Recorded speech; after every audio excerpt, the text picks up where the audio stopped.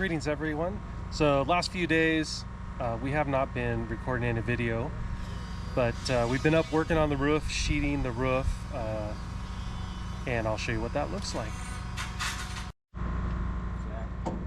So we have this part of the in-law done.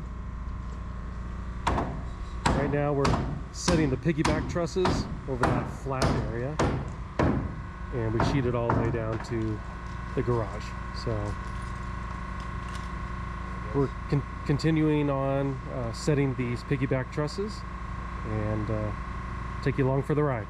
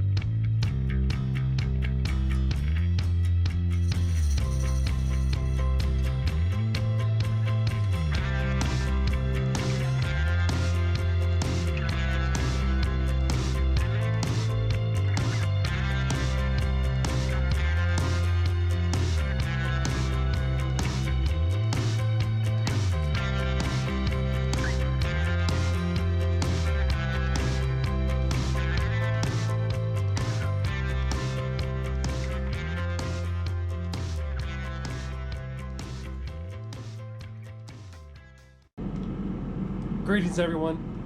It's been a long time since I have updated the progress on the house. We had some bad weather and we were really pushing to get the roof on, and I just didn't have enough time to film and move the camera around while we're trying to do all this. So I just want to let you know where we are on the roofing.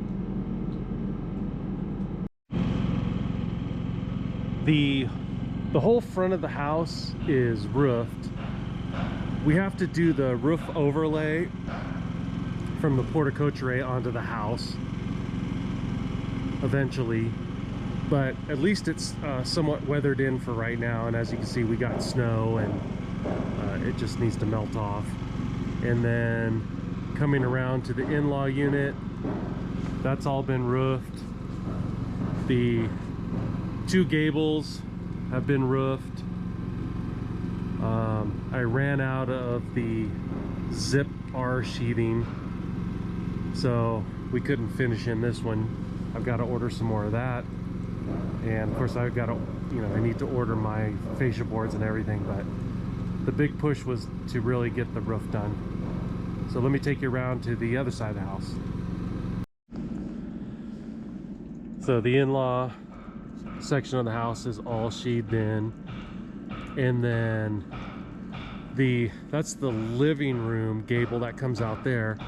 And that was kind of interesting because those trusses were in first for the vaulted ceiling and the gable for the living room, and it actually was, the roof came down and laid over that section of roof that goes up and then down. So it was kind of like a reverse overlay. So a little different thinking on how we had to frame that. Let me take you around to the other side where the master bedroom is.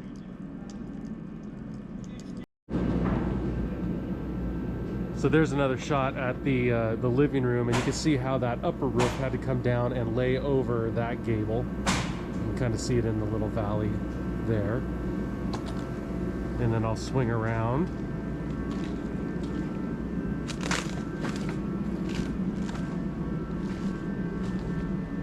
So there's the master, that's the roof over the master bedroom, which then laid over the main roof there. And then I'll take you around to where we're trying to finish up by the end of the day today. Today's project is to finish off this side of the master bedroom.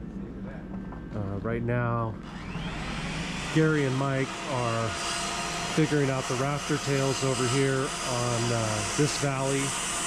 And once that is all figured out, we'll start sheeting up that roof and finish it off. And then the house will be all covered. This is the garage that's still open, which isn't that big of a deal. So once the main house is all roofed, I'll go ahead and zip tape the roof sheathing, and we will be waterproof over the main house. And once that's all waterproof, then we can start in on the garage stuff and catch up on a few other things. So I'm going to take you inside and show you one of the things we had to do when we were dealing with the frozen roof every morning. In the middle of the night, dew would land on the roof, and with the cold temperatures that we've had recently, it was impossible to walk on it. So I purchased one of these construction heaters from one of the big box hardware stores, and I'll take you over there and show you that. It's kind of noisy. It's pretty neat. It runs off of either diesel fuel, kerosene, or JP8, which I think it might be some kind of a jet fuel or something. But it was nice. That heater was pushing air up underneath the roof sheathing, and it was melting the frozen dew, so we were able to walk on it within a couple hours.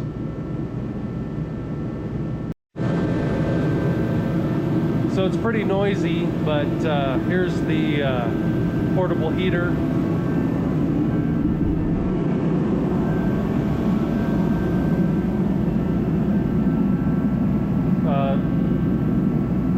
There's the fuel fill, there's a gauge.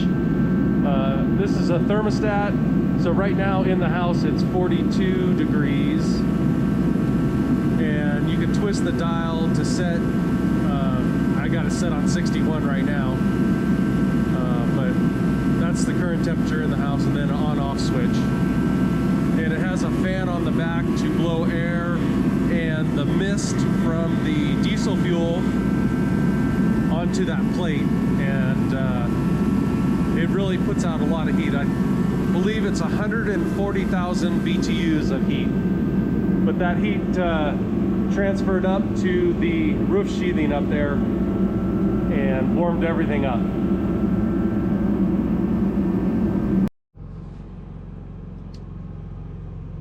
Here is another tool that we invested in to help with the snow and ice on the roof, and it's marketed as a weed burning tool, but it just hooks up to your propane tank, and comes with a striker, and it makes a nice big rosebud flame at the bottom, and you can just kind of work your way over the area that you need to defrost on the roof, and that also helped tremendously.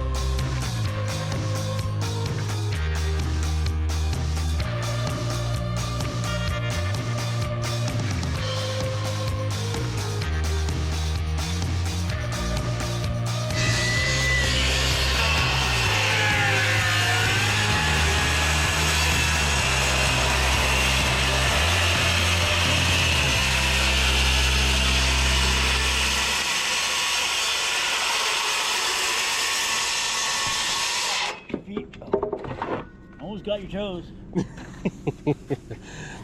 Wouldn't been the first time I dropped a 2x6 16-footer. It was standing up on end. It was coming down from the roof and landed right on my toes, so I can only imagine what that's going to look like.